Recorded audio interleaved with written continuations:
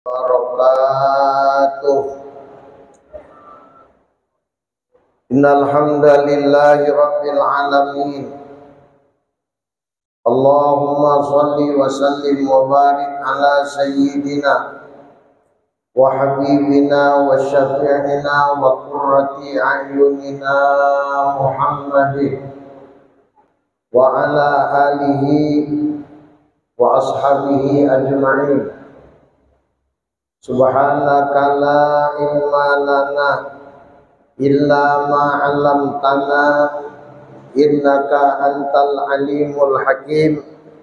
Wala haula wala quwwata illa billahil aliyyil azim. Qala rabbi shrah li sadri wa yassir li amri wahlul 'uqdatam min lisani yafqahu qawli. Wa qala ta'ala fi kitabihil aziz. Bismillahirrahmanirrahim. Ya ayyuhalladzina amanu qu anfusakum wa ahlikum nara wa quduhan nas wal hijarah. Shadaqallahul azim wa shadaqa rasuluhul karim.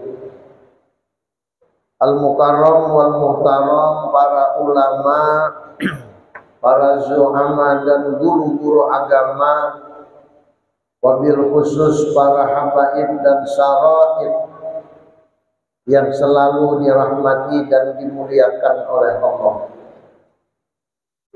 Bapak Ibu, majelis sholat fardhu zuhur dan majelis ilmu pengetahuan, wabil khusus para pendengar radio dakwah Darussalam dimanapun berada, tentunya kita doakan semoga selalu dirahmati oleh Allah.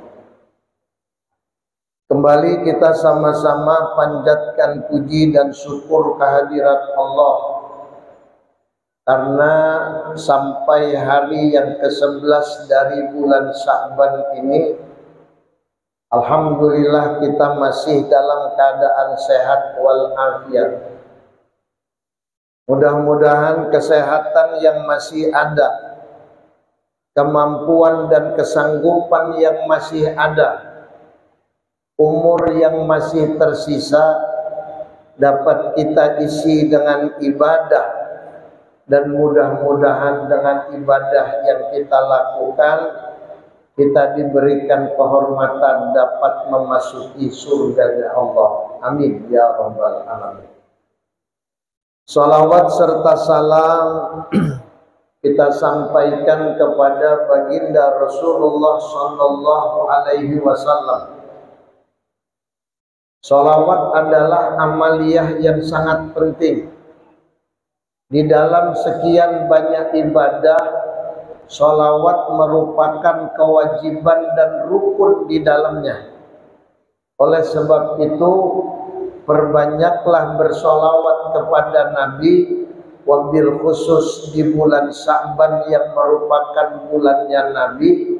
Mudah-mudahan kita dapatkan syafaat beliau, dan dengan syafaatnya semoga kita dikumpulkan bersama beliau di dalam surganya Allah. Amin ya rabbal alamin. Hadirin wal hadirat majelis ilmu pengetahuan dan para pendengar radio Darussalam yang berbahagia. Sayyidina Abu Bakar radhiyallahu an adalah seorang sahabat Rasul yang sangat mulia. Bahkan dikatakan dalam satu hadis, Sayyidina Abu Bakar akan mendapatkan kehormatan dapat memasuki surganya Allah dari pintu mana yang beliau inginkan. Lalu di dalam kesempatan beliau pernah berkata, man dakhalal qabra bila zadin faka'annama raqibal bahra bila safinatin. Ujar Sayyidina Abu Bakar radhiyallahu an, barang siapa yang masuk ke dalam kubur tanpa membawa bekal, maka sama halnya dia sedang mengarungi lautan tanpa kapal. Yang dimaksud dengan perkataan Sayyidina Abu Bakar ini adalah bahwasanya barang siapa yang masuk ke dalam kubur lalu dia tidak punya amal soleh, tidak ada perbuatan yang merupakan ibadah yang mendapatkan pahala, di mana pahala itu dapat dibanggakan di hadapan Allah. Begitu dia memasuki alam kubur, dia tidak membawa bekal, maka dia pasti akan tenggelam, pasti dia akan mendapatkan siksa di dalam kuburnya. Hadirin wal hadirat sekalian yang dimuliakan oleh Allah, Rasulullah pernah bersabda, mal maitu fi qabrihi ila qalbariqil magawis. Kata Nabi, mayit di alam kubur itu laksana seseorang yang sedang tenggelam yang meminta pertolongan kepada orang lain. Dari dua perkataan ini sangat jelas, baik perkataan Sayyidina Abu Bakar atau sabda yang disampaikan oleh Rasulullah, sangat jelas bagi kita bahwasanya masuk ke alam kubur harus punya bekal yang cukup. Apabila kita tidak memiliki bekal yang cukup, sama halnya kita mengarungi lautan tanpa alat, pasti tenggelam. Ketika dia sudah tenggelam, tinggal mengharap bantuan orang lain. Jika ada yang menolong, alhamdulillah selamat. Tapi kalau tidak ada yang menolong, maka dia akan sengsara berkepanjangan.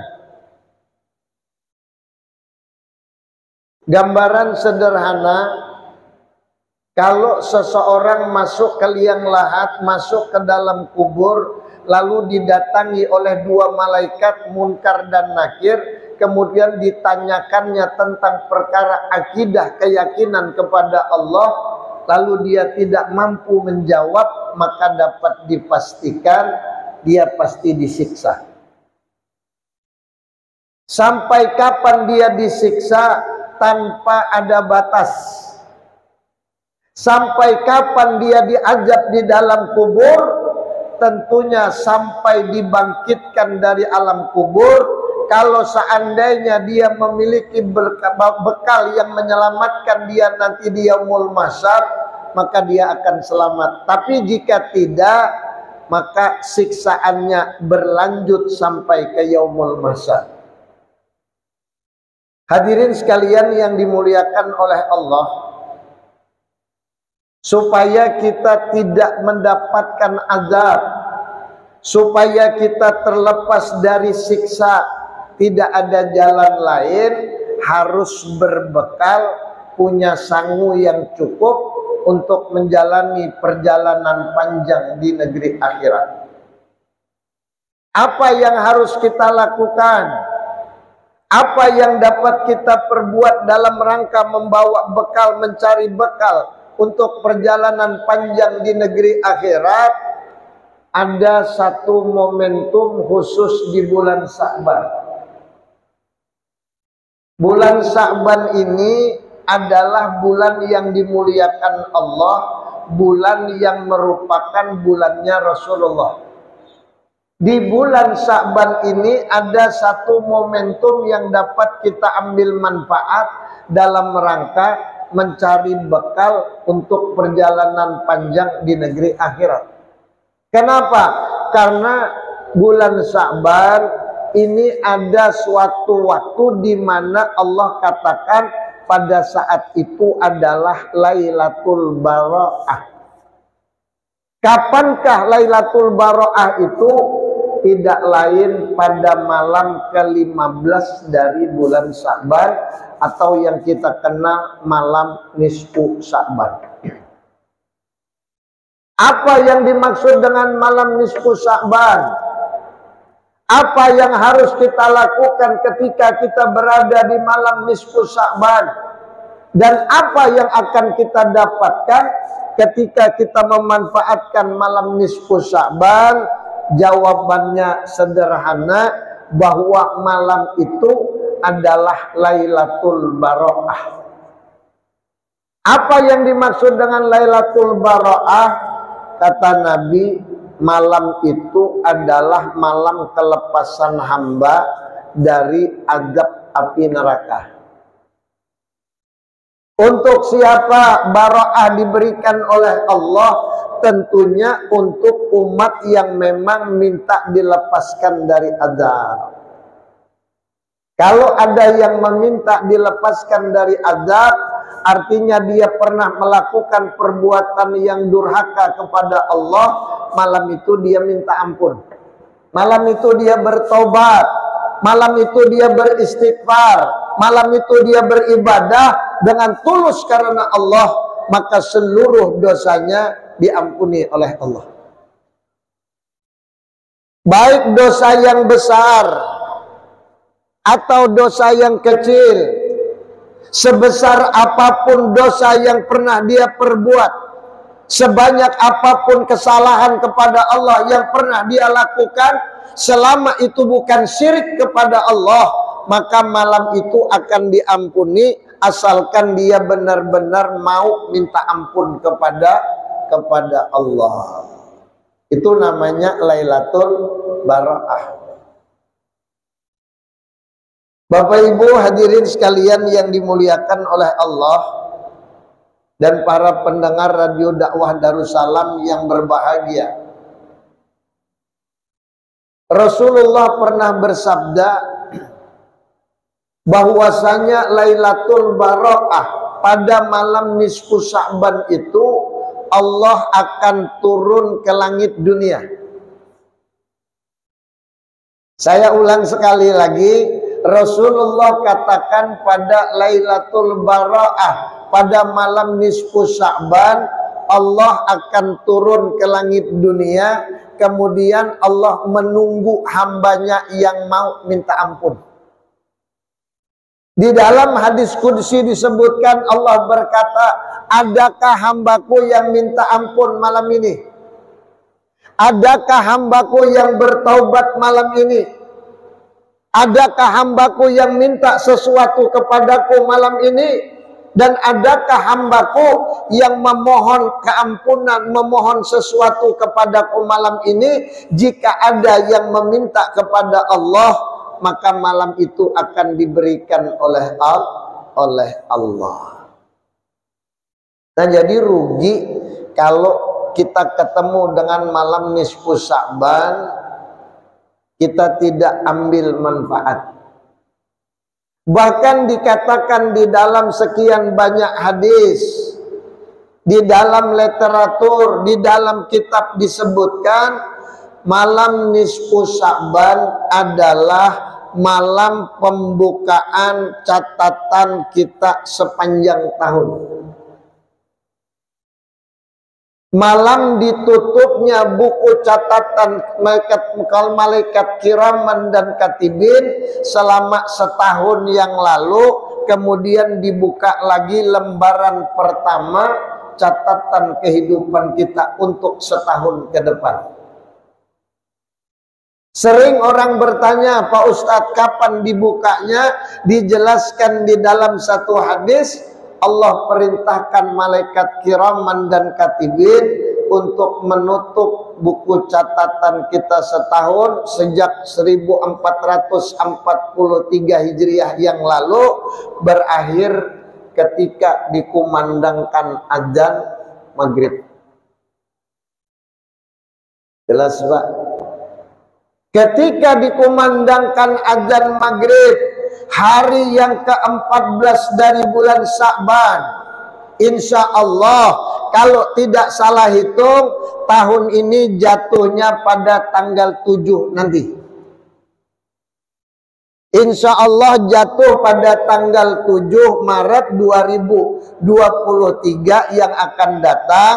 Begitu dikumandangkan azan hari Selasa maghrib, maka Allah perintahkan malaikat kiraman katibin untuk menutup buku catatan kehidupannya sejak Sya'ban 1443 Hijriah yang lalu.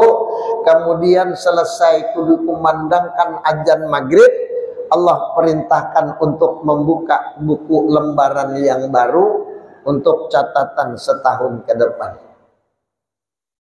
Karena ini sudah dijelaskan oleh Rasulullah dan sudah disampaikan oleh sekian banyak ulama, alangkah baiknya kita manfaatkan malam itu untuk mengisi catatan kehidupan kita yang baru, wabil khusus lembaran pertama kehidupan kita, tolong diisi dengan ibadah. Ulama menyarankan kalau perlu jangan tidur semalaman. Hidupkan malam nisfu Sya'ban, isi dengan ibadah semalam suntuk. Kita awali sejak terbenam matahari sampai nanti terbit matahari besoknya.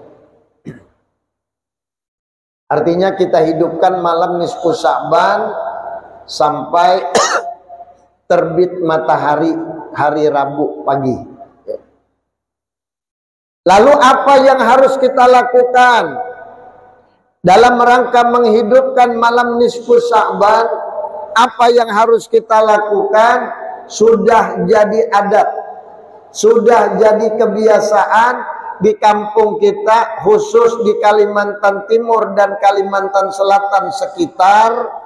Orang kalau datang malam nisfu Sya'ban selalu ramai berkumpul di tempat ibadah.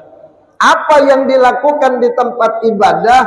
Mereka lakukan ibadah sejak terbenam matahari. Salah satunya mereka sholat fardu maghrib berjamaah, lanjut dengan wiridan, lanjut dengan doa, kemudian lanjut dengan baca surah Yasin sebanyak 3 kali. Ini udah jadi adat, Pak. Wallahu alam kalau di Pulau Jawa ulun gak ada tahu lah. Amun kita di Samarinda, di Banjarmasin, Martapura, rata-rata bila malam nisfu Sya'ban rami orang datang ke masjid untuk melakukan ibadah dalam rangka menghidupkan malam nisfu Sya'ban.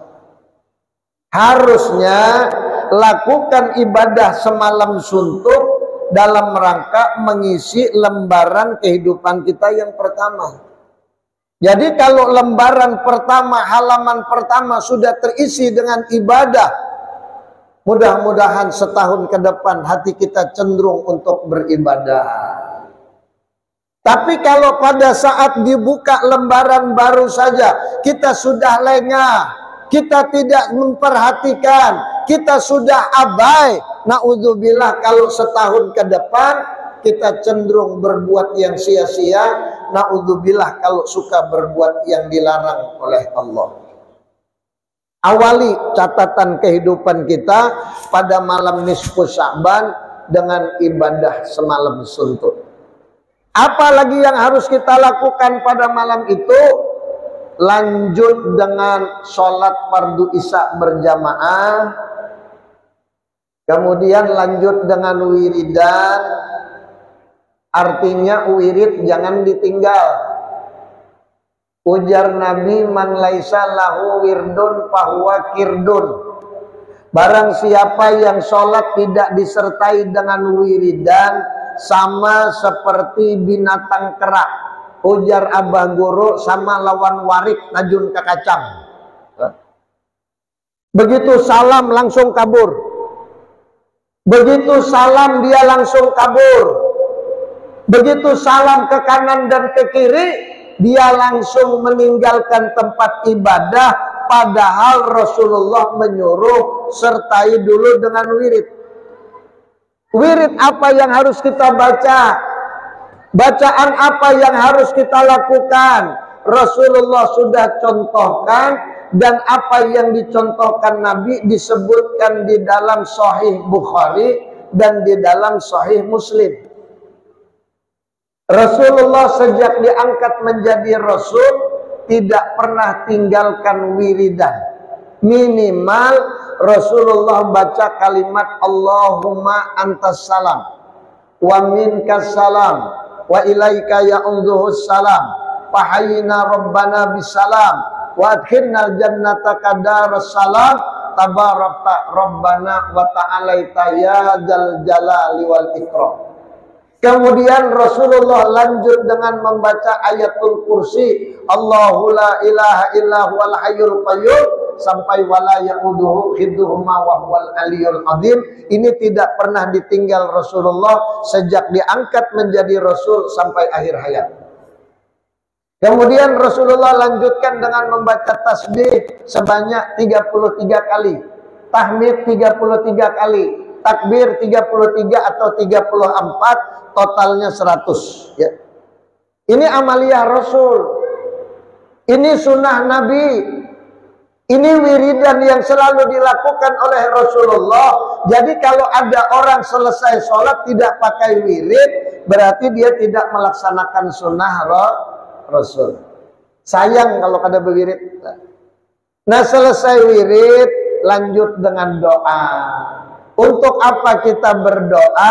Membuktikan kalau kita adalah hamba Allah. Seorang hamba wajar kalau minta. Kalau seorang hamba sudah malas meminta kepada Allah, na'udzubillah kalau dikatakan sebagai hamba yang sombong. Nabiullah Adam alaihissalam, Nabiullah Ibrahim alaihissalam, dan Nabi dan Rasul yang lain, wabil khusus Nabi Muhammad selalu berdoa kepada Allah. Jadi selesai sholat doa dong dengan Allah ya. Selesai berdoa silakan mau ba'diyah Zohor, ba'diyah atau ba'diyah Isya, ba'diyah Maghrib ya. Nah lalu malam nisfu Sa'ban selesai wirid kita doa. Selesai doa lanjutlah dengan ba'diyah Isya.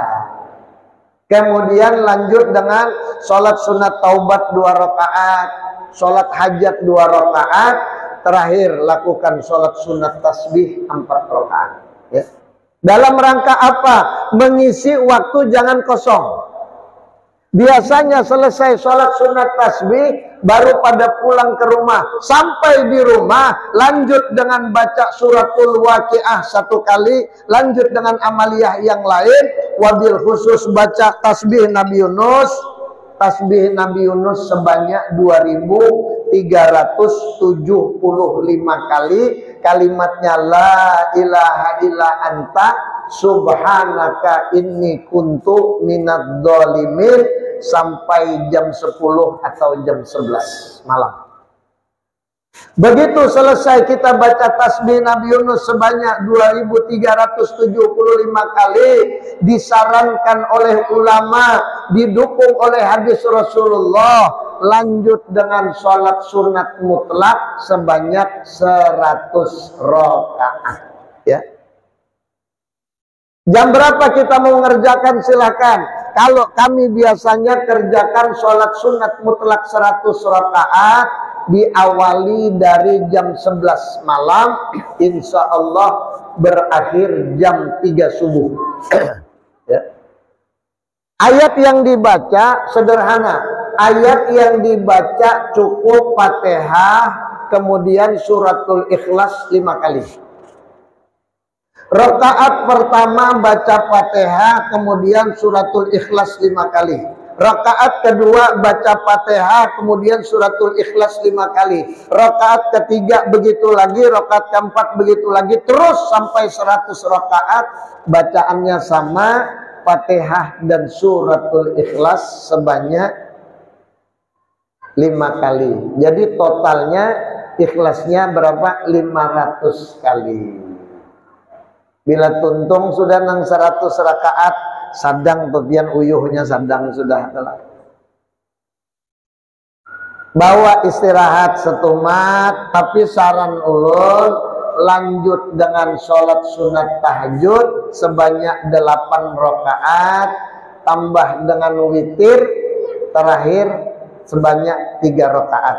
Nah jadi 11 ya. Insya Allah jam 4. Nah kalau sudah jam 4 sadang bersahur untuk puasa besoknya. Selesai sahur silahkan lakukan amaliyah apa yang kita inginkan sampai masuk waktu subuh. Kemudian selesai waktu subuh kita wirid, kita doa, nah baru istirahat. Lebih baik lagi kalau kita tunggu masuk waktu isyraq, selesai waktu isyraq baru kita istirahat ya. Itu artinya kita ibadah sejak terbenam matahari sampai terbit matahari. Artinya kita sudah beribadah semalam suntuk, menghidupkan malam nisfu Sya'ban. Insya Allah sepanjang tahun hidup kita akan cenderung beribadah kepada Allah. Mudah-mudahan kita dimudahkan oleh Allah untuk menghidupkan malam nisfu Sya'ban. Mudah-mudahan kita dimudahkan oleh Allah melakukan ibadah pada malam nisfu Sya'ban, dan mudah-mudahan kita tergolong umat Nabi Muhammad yang diberikan keuntungan nanti dikumpulkan di dalam surga bersama dengan junjungan kita Nabi besar Muhammad sallallahu alaihi wasallam. Amin ya rabbal alamin. Bisirin Nabi wa alin Nabi wa bisiril Fatihah. Bismillahirrahmanirrahim. Alhamdulillahirabbil alamin arrahmanir rahim maliki yaumiddin. Iyyaka na'budu wa iyyaka nasta'in ihdinas siratal mustaqim siratal ladzina an'amta 'alaihim ghairil maghdubi 'alaihim waladdallin. Amin ya rabbal alamin. Bismillahirrahmanirrahim. Alhamdulillahirabbil alamin. Allahumma shalli wa sallim wa barik ala sayyidina wa nabiyyina wa maulana Muhammad wa ala alihi wa ashabihi ajma'in. Allahumma rabbana zidna ilma wa wasi' lana arzaqana wa barik lana fima razaqtana waj'alna ya Allah min ibadika shalihin waj'alna ya Allah min ibadika rasyidin bi rahmatika ya arhamar rahimin. Sallallahu alaihi sayyidina Muhammad wa ala alihi wa sahbihi ajma'in. Bi fadli subhana rabbika rabbil izzati amma yasifun wa salamun alal mursalin walhamdulillahi rabbil alamin. Taqabbalallahu minkum. Demikian yang dapat saya sampaikan. Salah hilap saya mohon maaf. Teriring ucapan terima kasih atas kehadiran Bapak Ibu dan kepercayaan yang diberikan. Mudah-mudahan dibalas Allah dengan pahala yang berlipat ganda. Akhirul kalam billahi taufik wal hidayah. Assalamualaikum warahmatullahi wabarakatuh. Allahumma salli ala Muhammad. Allahumma salli alaihi wa sallim. Allahumma salli ala Muhammad. Allahumma salli alaihi wa sallim. Allahumma salli ala Muhammad. Allahumma salli alaihi. Allahumma salli ala Muhammad. Allahumma salli wa alhamdulillah. Sehat doakan dulu nak. Ala Muhammad. Allahumma salli alaihi wa sallim. Allahumma salli ala Muhammad. Doakan Pak ya, dan sehat ya, selalu sehat ya. Doakan ulun lah, mudah selalu sehat ya. Muhammad. Allahumma salli dari sini. Salim Allah. Alhamdulillah.